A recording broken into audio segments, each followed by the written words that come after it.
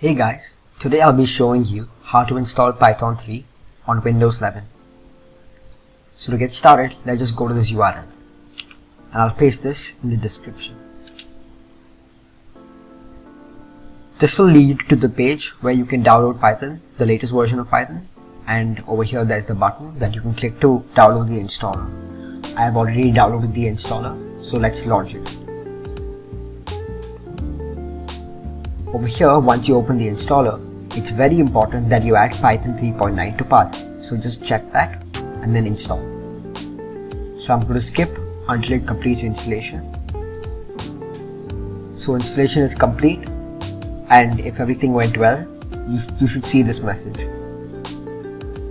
Now to test if Python has been successfully installed, let's open CMD and type py.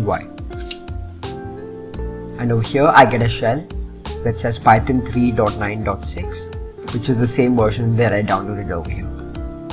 So that means that Python is working properly. I hope this helped you. Thank you.